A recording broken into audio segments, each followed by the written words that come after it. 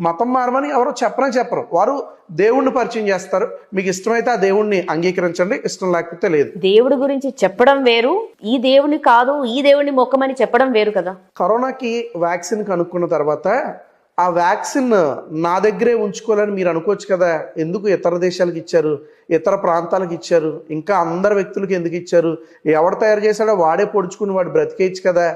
కారణం ఏంటో తెలుసా?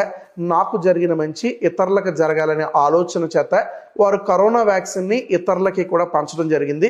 వివిధ దేశాలకి వారు పంచిపెట్టడం జరిగింది. ఎప్పుడైతే క్రైస్తవుడు రక్షించబడ్డాడో అతడు పొందిన రక్షణ అతడి దగ్గర పెట్టుకోలేడు. కారణం ఏంటో తెలుసా? అతనిలో ఉన్న దైవ ఆత్మ అతన్ని ఏం చేస్తుందో తెలుసా?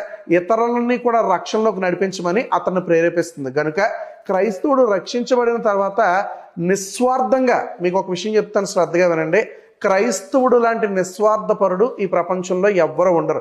నేను మేలు పొందుకున్నాను కనుక, నేను దేవుణ్ణి తెలుసుకున్నాను కనుక, నాకు దేవుడు తెలుసు కనుక ఎదుటివాడు ఎలా పోతే నాకేంటి అనుకునేవాడు క్రైస్తవుడు కాదు. నేను పొందుకున్న ఈ నిజమైన దేవుణ్ణి అందరికీ కూడా పరిచయం చేయాలనేదే క్రైస్తవుడి యొక్క ప్రేమ. అందుకే మేము అందరికీ కూడా దేవుణ్ణి పరిచయం చేయడానికి ఇష్టపడతాం. ఇది బిజినెస్ కాదు, ఇది మత మార్పిడి కాదు, మీరు అనుకున్నట్లుగా ఇదేదో బలవంతమైన రుద్దుడు మరింతకంటే కాదు. Download ShareChat.